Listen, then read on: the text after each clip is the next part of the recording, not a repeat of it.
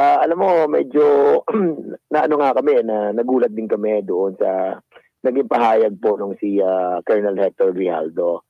As a matter of fact, kasi si Hector Grijaldo, hindi naman po siya masyadong material doon sa aming pinag-uusapan doon po sa Quadcom.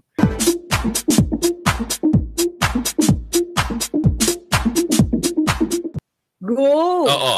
Siya yung Quadcom chairperson. Kasi di ba may balita na lumabas na pinilit yung pagpipirma ng affidavit dito kay, tama ba, kay Colonel Hector Grijaldo? Grijaldo. Okay. I asked the two lawyers of Police Colonel Garma why they have chosen me. They did not answer me and just stared at me. And that I went back to the hearing room. When I went back to the hearing room, I immediately called the attention of Police Colonel Lito Patay, who were sitting behind the witness table. We proceeded at the back of the lobby area.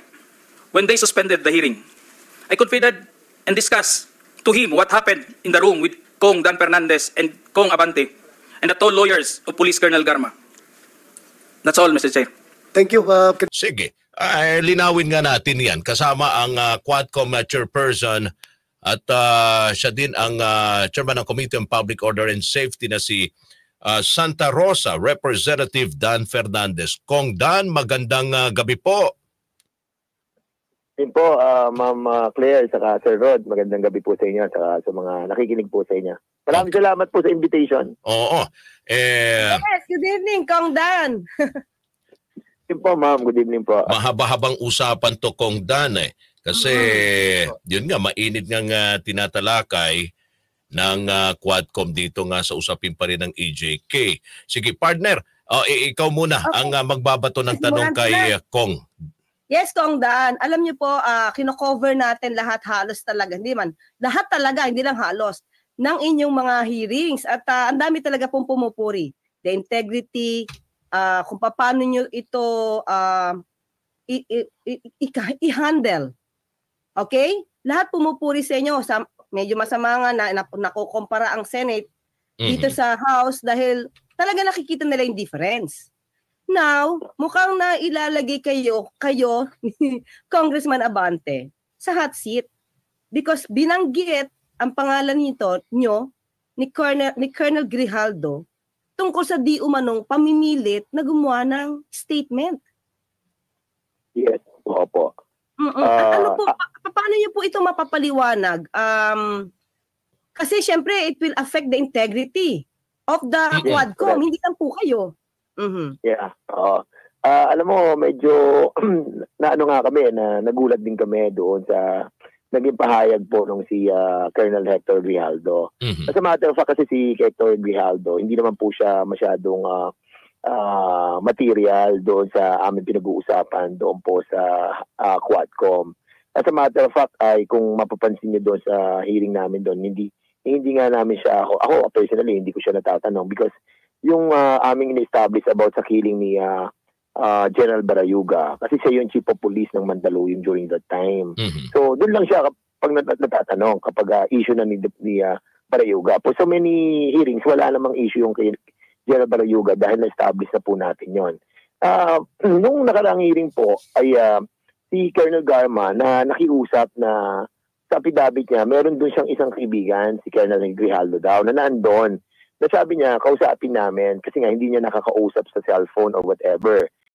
So sabi niya kung pwede namin kausapin dahil hindi na makakapag-confirm nung kanyang mga affidavit. So sabi namin, sige, gawin natin yan, kausapin natin. Pero sabi ko, sama niyo yung dalawang lawyer niyo para at least meron tayong tinatawag na transparency at least kasi alam na natin yung mga ganyan kaya ako usually nagsasama kami ng mga witnesses para at least safe kami sa mga napapag-usapan. Then sinabi namin kung totoo na kaibigan mo si Colonel Garma, tapos totoo ba na itong mga sinasabi niya about sa reward money. Ang sabi naman niya, wala po ako alam dyan, sir. Hindi po namin alam yan. So may tinuro pa ako mga iba pang provision, mga I think sa purge yung 1999 na naandun na siya sa Davao. Sabi niya, hindi po, wala pa po ako dyan. So hindi niya alam talaga kung ano yung nangyayari sa reward system. So ngayon, having said that, na confirm na niya na hindi. So we let him go back to his seat. Yun lamang yun. Kaya nagulat kami na meron siyang ganung mga pronouncement. At ako basically, meron na kasi akong theory dyan kung bakit nila ginagawa.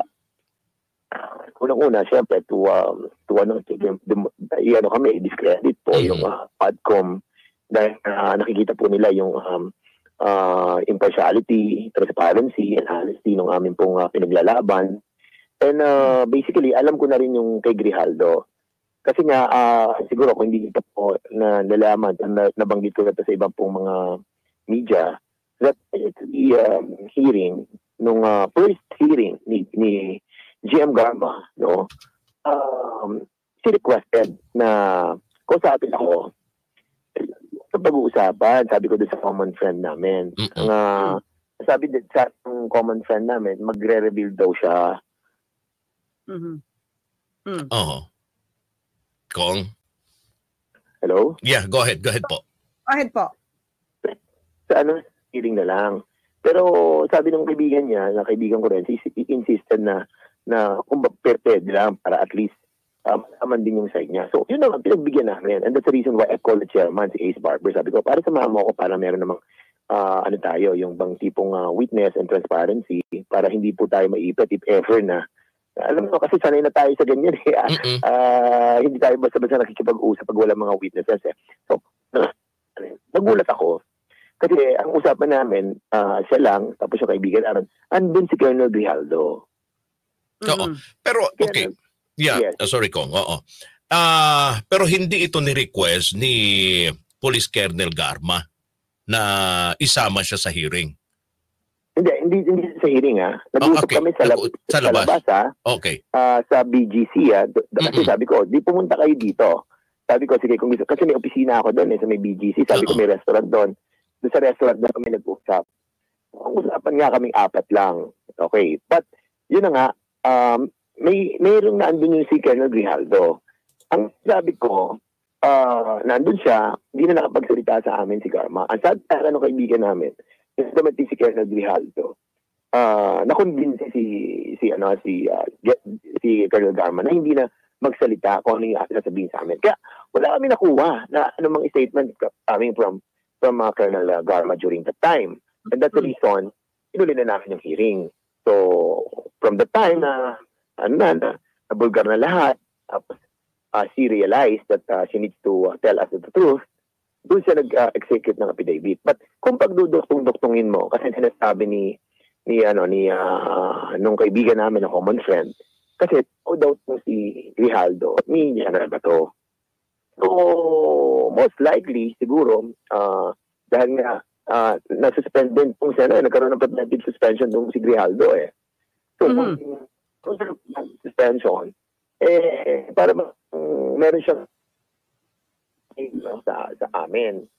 And I think also, as well, ito sinasabi ko na rin na maybe kasi may na-expose doon sa hearing namin about doon sa pagpatay kay Mayor ng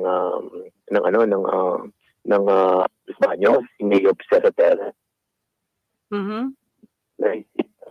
Councilor Norbin Tamisin, na ginawa nilang Paul Guy, nila Colonel Anduya, na tinatanong ko si Colonel Anduya, na taga Batangas, naka-assign, tapos siya nang huli doon sa Paul Guy para doon sa pinatay na si Cesar Perez, ano yung relasyon niya kay General Bato.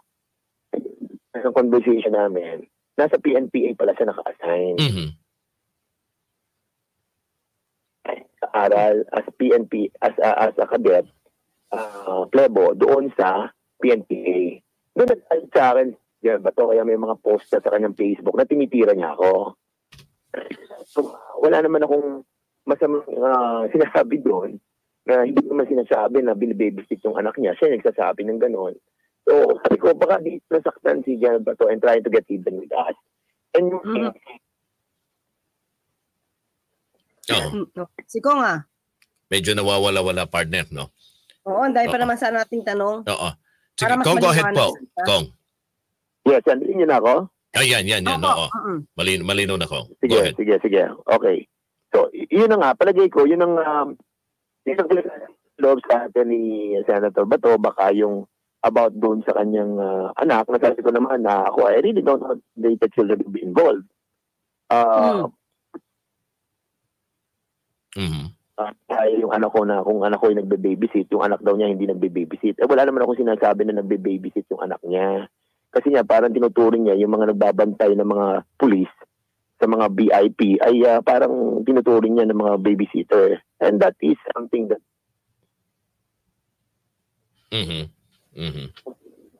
ano yung pinag-uusapan natin. Kung ang tanong lang ako, kasi sabi nitong si Grijaldo, Colonel Grijaldo, meron daw kayong pinapipirmahan na affidavit. Nandun na ba kayo sa punto na meron pinapipirmahan na affidavit o nag-uusap pa lang po kayo? Ganon. Kasi nga, hindi pwede kami gumawa ng affidavit. Sila yon kasama ng lawyer nila. At the reason why nang sinabi nga ni Colonel Garma na yun ang makakapag-confirm nung kanyang affidavit, ang sabi namin, kasama mo yung lawyer mo para at least meron magwi-witness doon sa pag-uusap namin. So, nandun yung dalawang lawyer niya, tapos nag-usap kami ni Colonel Grijaldo sa ni Chairman Abante, and I still remember parang meron pang isang tao doon. Hindi ko lang ma-remember kung sino, pero I think taga-Congress yun. So, ang pinag-uusapan namin doon talaga is yung kung i-confirm niya yung mga sinabi ni Garma bilang kaibigan na sinasabi ni Colonel Garma na kaibigan niya si Grijaldo. And he said no. Sabi niya, wala po akong alam dyan. Kaya sinabi niya yon, siguro a couple of minutes lang, then we went out na kasi nga, hindi naman namin, hindi namin style yon kasi we do the betting eh. Kapag walang confirmation, at they don't want to say something, hindi naman namin sila pinupuwersa. Kaya nga, yung sinasabi na coercion and harassment, well, kailangan niya i-prove yun kung paano namin siya kinu-coerce under threat, di ba? At I think offensive sa amin yun, and that have to be answered back by him if ever na mag-appeal siya sa Kongreso. Hindi sa Kong Dan kasi ganito eh. Siguro nadinig niyo naman yung parang threat nitong si dating Pangulong Duterte na siya ang tutulong, gagawa or what, magpe-prepare ng complaint against, definitely kayo po yung nire-refer, ng subornation of perjury. Kung wala naman napakita na dokumento na under oath na pinagawa sa kanya, kulang yata yung elemento ng subornation of perjury.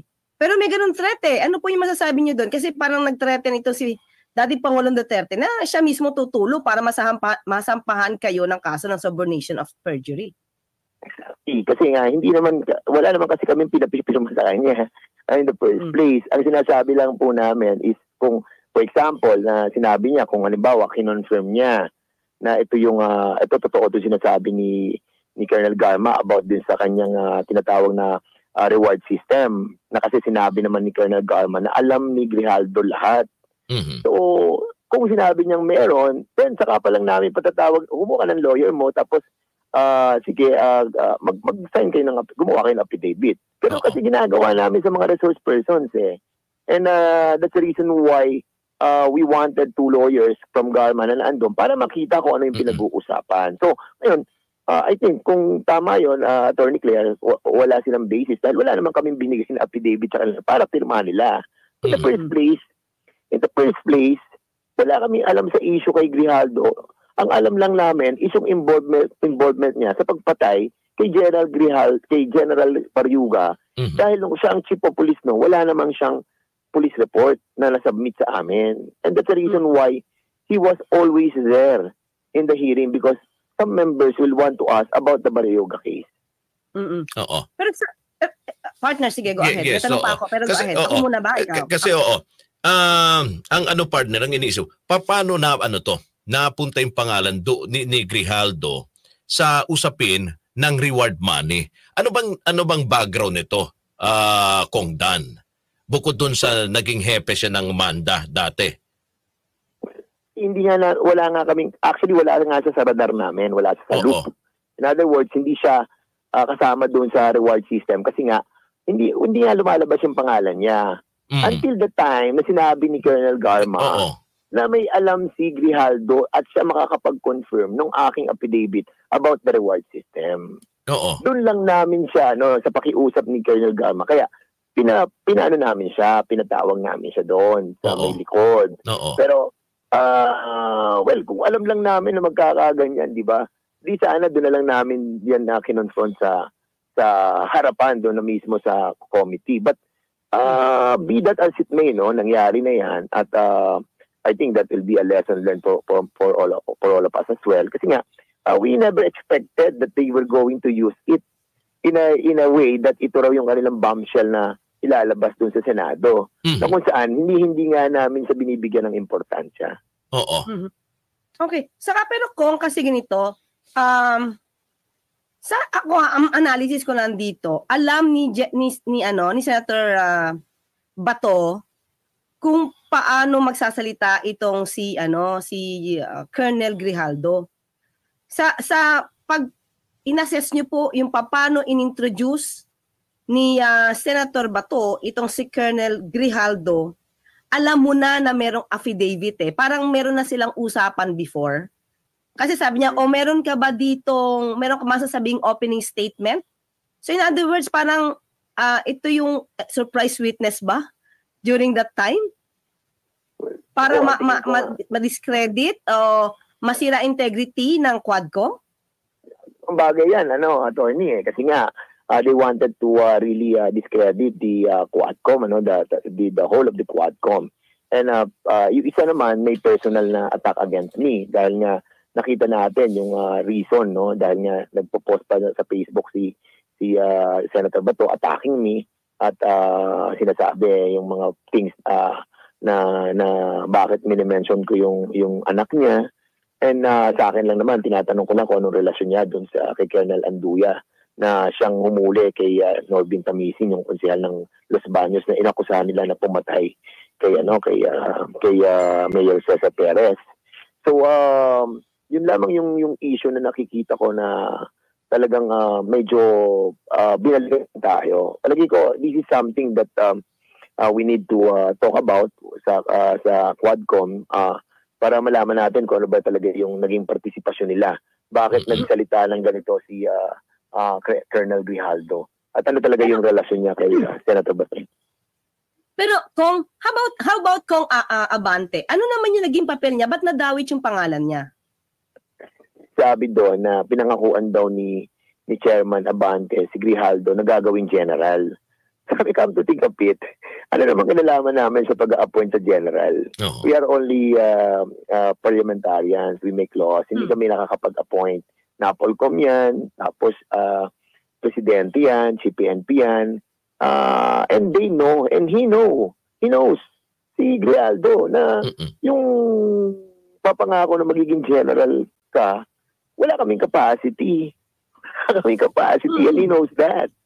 So, hindi namin alam kung saan ang pinagugutan nito. And that's the reason why we know that there is somebody behind him.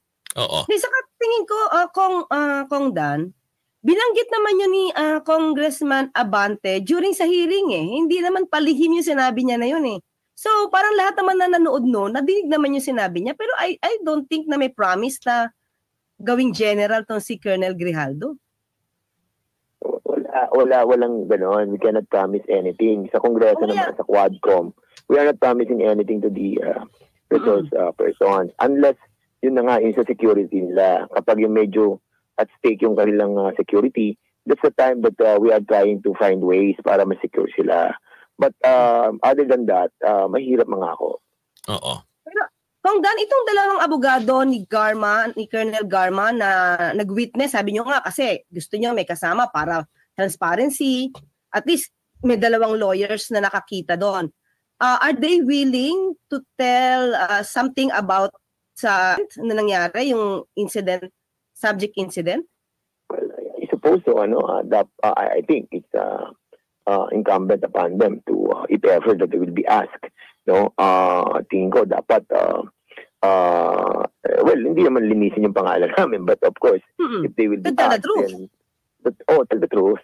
Kasi yun ang sinasabi namin sa kanila, sa lawyer nila Sabi ko, alam niyo, sa totoo lang, yung pagsasalita naman ni Garma, it's all about her. It's not about us. Yung pagsasabi niya, it's from her. Hindi naman sa amin. Wala kaming tinuro, wala kaming inimpose. It's all about what she feels. At sinabi nga niya, lumuwag ang damdamin niya, lalo na makausap niya yung anak niya. And sabi nga niya, the truth will set her free. Kami ganun din dito eh. Ba't naman kami mamimilit kung hindi naman totoo? And that will come back to us. Alam mo, ano yung bilog ang mundo eh. Katulad ng mga nangyayari sa sinabi noon, tapos ngayon magre-recant ngayon.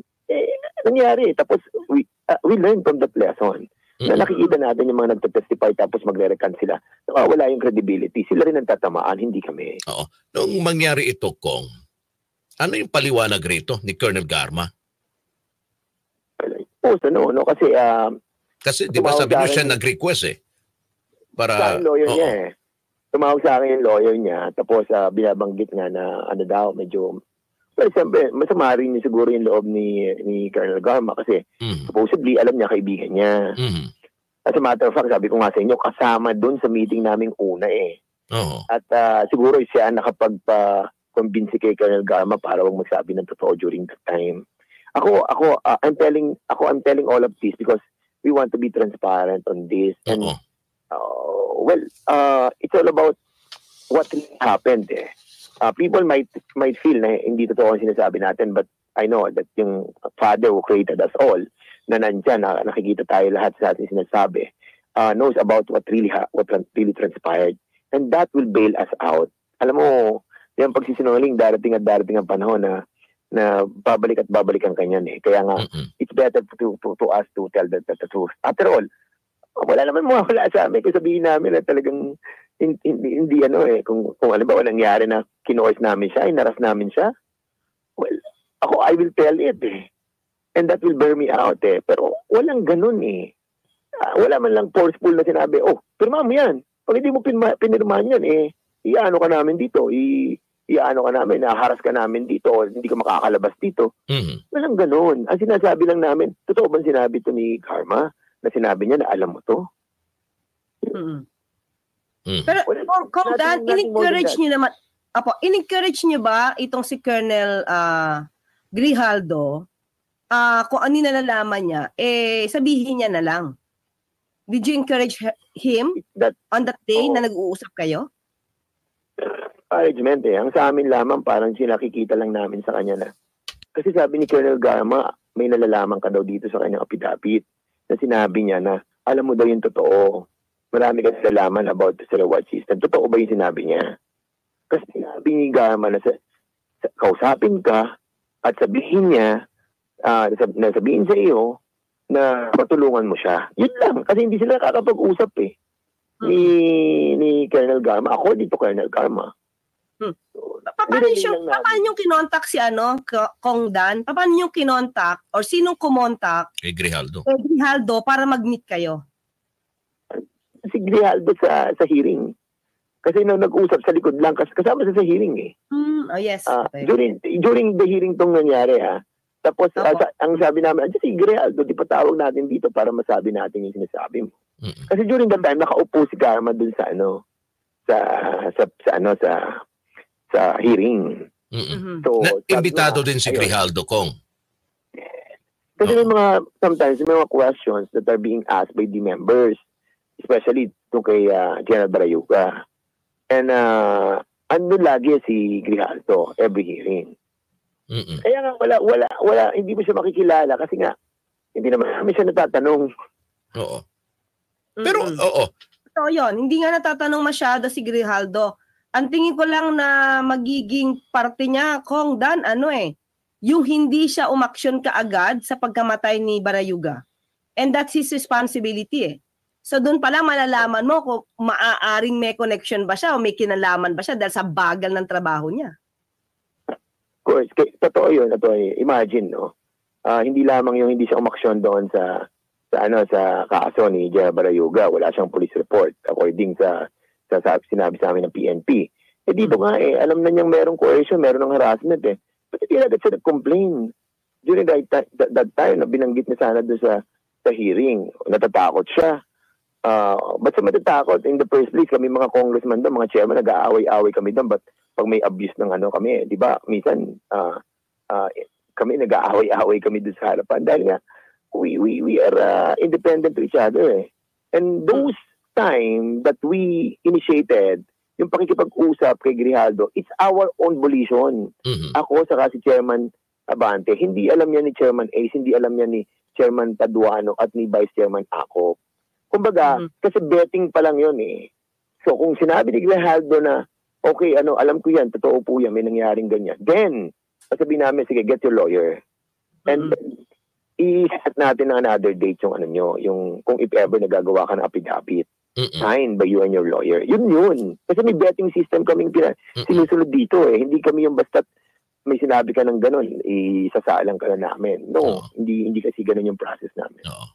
Pero nakita ko yung point, partner. Yes, Nakita ko yung point ni Kong Dan kasi kung talaga may sapilitan, 'di ba? Kung may coercion, on that day, kung talagang bata-bata siya ni Senator Bato and Senator Bongo, right there and then, after the hearing, nagsumbong na siya eh.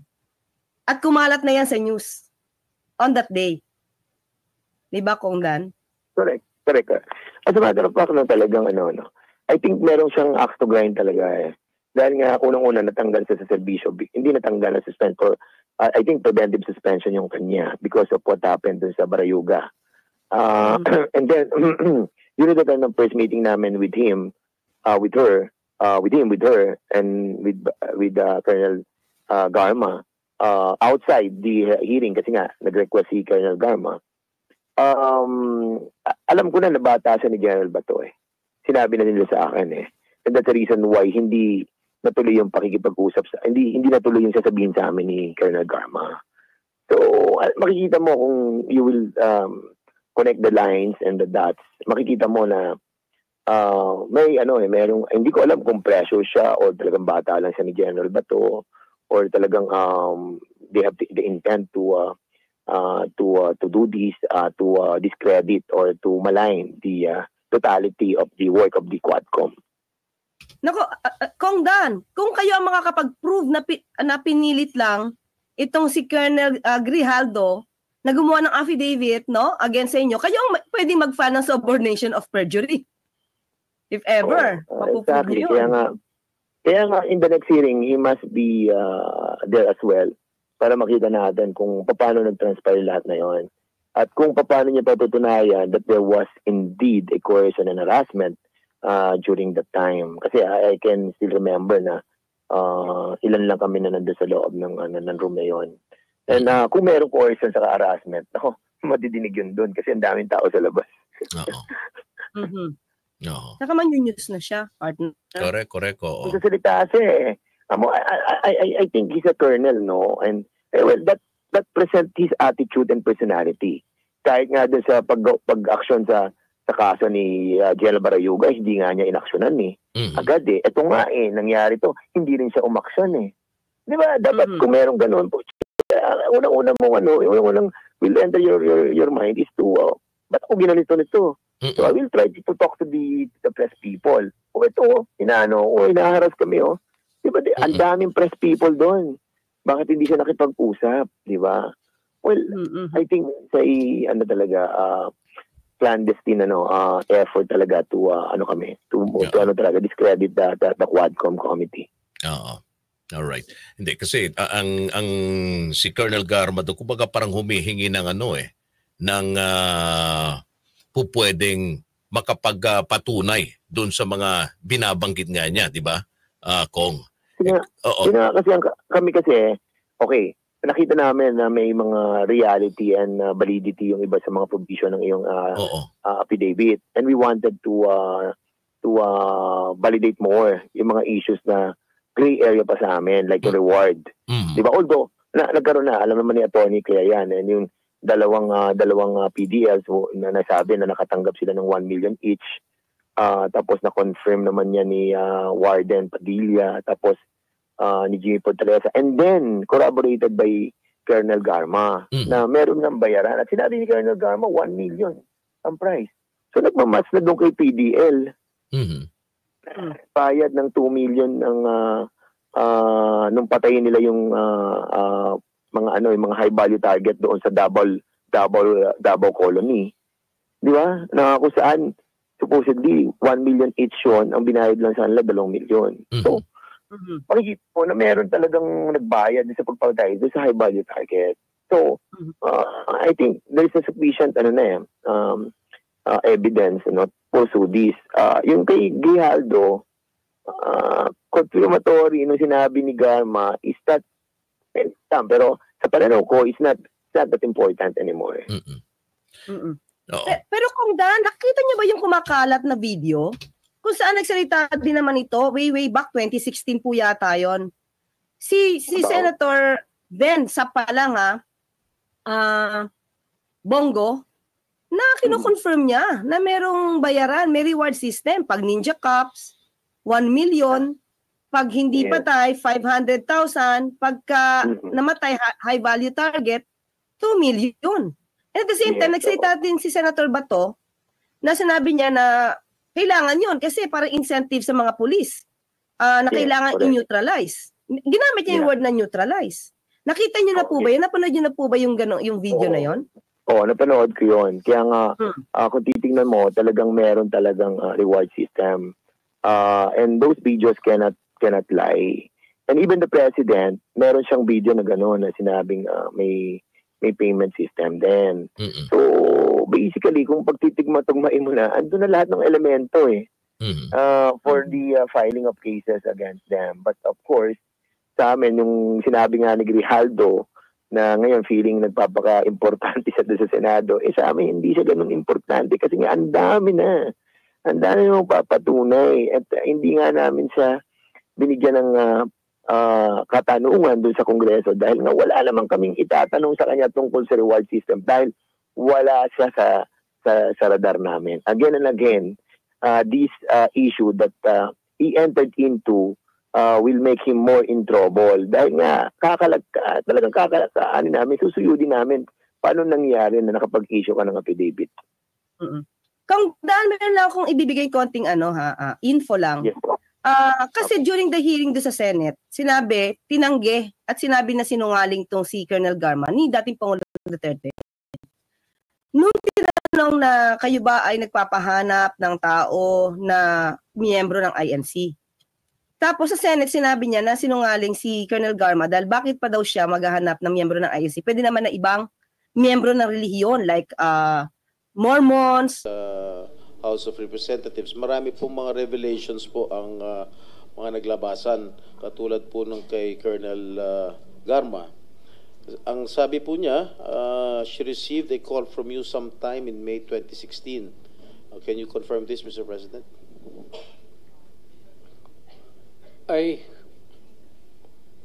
Hindi ako tumatawag ng pulis. Bahay? Yung sabi niya doon sa bahay? Hindi ko pinapupunta ng... Before you assumed the presidency, you were still president-elect at the time. Sabi niya May 2016. So I presume you were still president-elect, Mr. President. I do not remember calling her. And for what? Yung presidente ako, nandyan na yung lahat nasa akin na ang sabi po kasi niya dun sa kanyang revelation dun sa Quad Committee, nagpapahanap din po kayo ng isang police officer na miyembro ng INC. Tama po ba ito? Yun po ang sinabi ni Colonel Garma ron sa Quadcom, sa House of Representatives, Pangulo. I hate to say this, but nagsisinungaling yung gagang yun. Bakit ako mamili ng Iglesia ni Cristo? Yung mga aglipay, pati isali ko na lang. Yung Mormons. Why would I zero in sa Iglesia ni Cristo? For what reason? Yun po ang sinabi ni... Kaya, sir, Opo. I am just trying to explain ko kung bakit ako magpatawag ng Iglesia ni Cristo. Ipatawag ko na lang yung Mormons, pati yung aglipay. Trabaho nila yan, sir.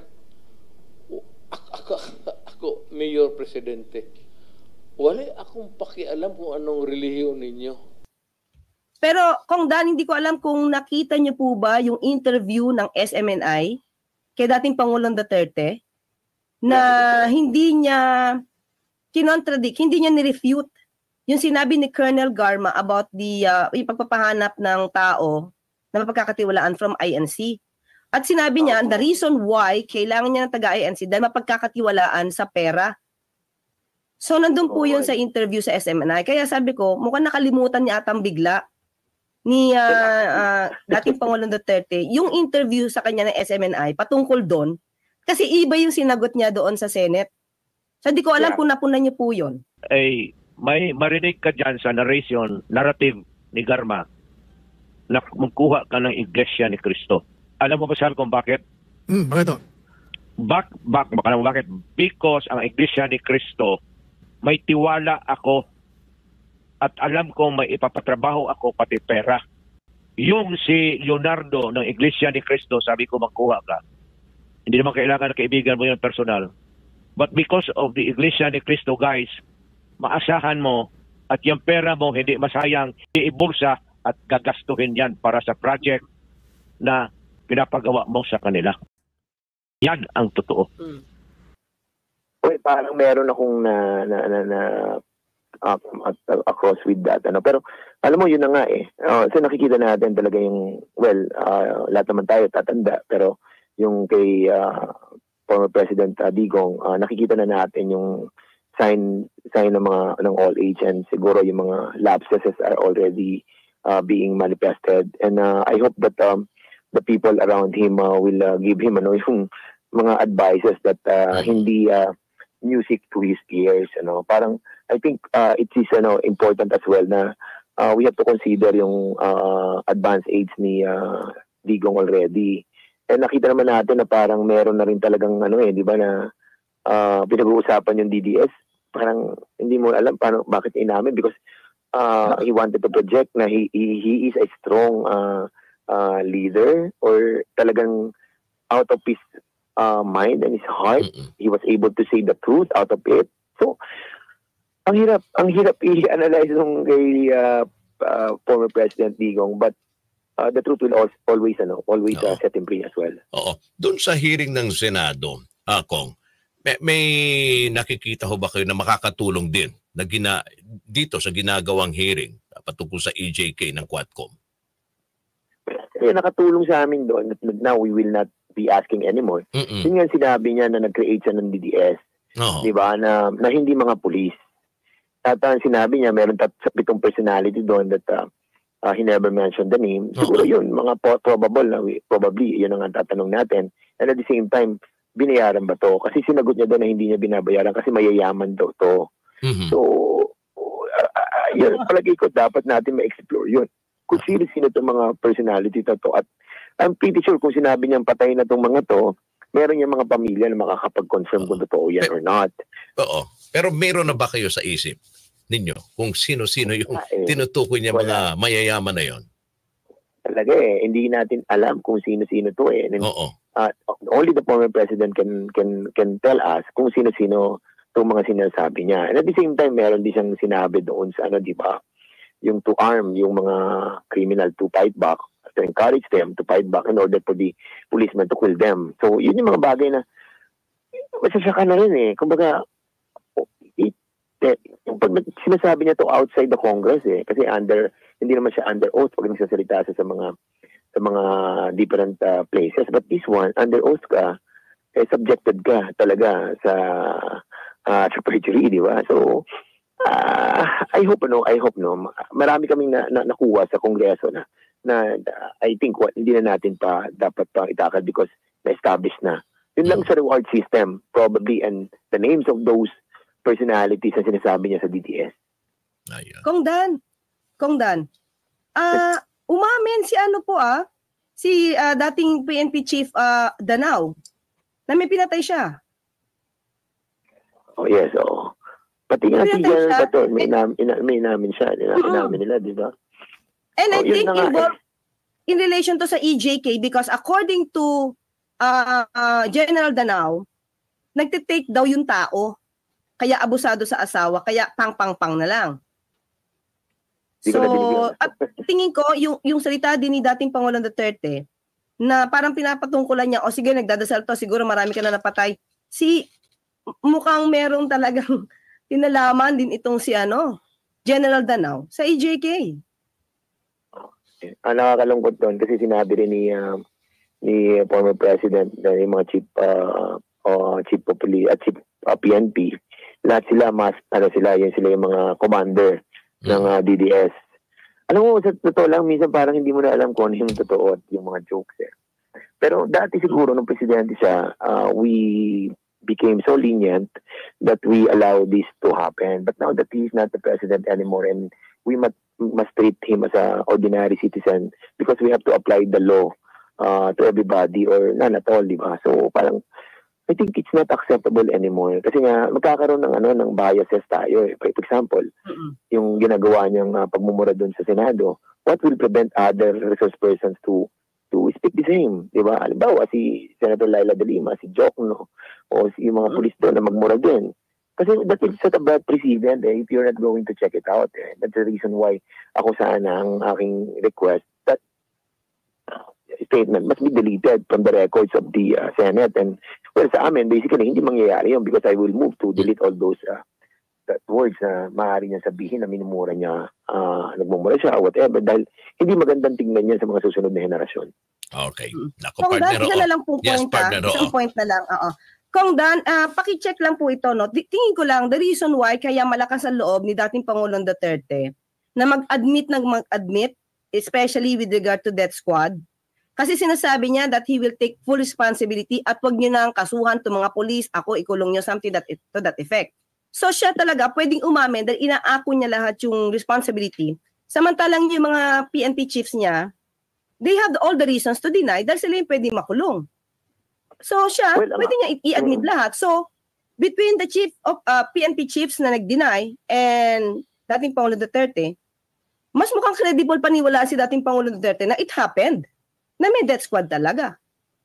Hindi lang yun, attorney. Kasi ang sinasabi niya, inaako niya lahat yung nangyaring yun kasi yun yung policy niya. Kung dadating mo lang sa korte yan, paano mo papatunayan na may link doon sa pagpatay si Presidente doon sa polisiya na sinabi niya?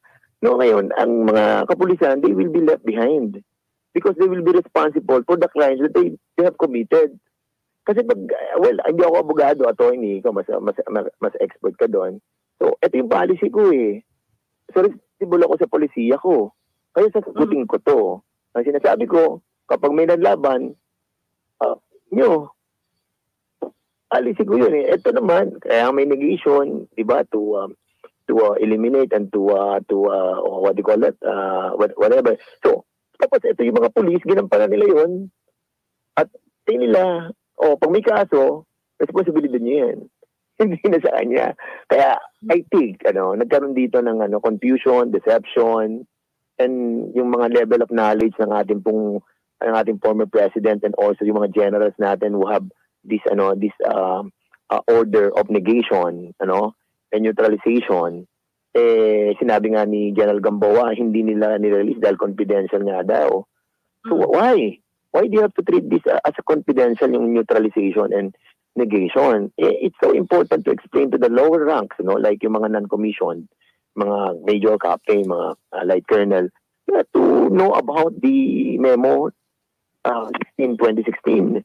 Dahil dun lumalabas yung utos na i-neutralize sila Nalito yung mga kaya alam mo sa totoo lang, attorney, hindi lahat talaga alam Ang alam nila yung order na sinasabi, verbally na sinasabi, yun ang nilalaman ng memo. Neutralize nyo yan. Patayin nyo yan.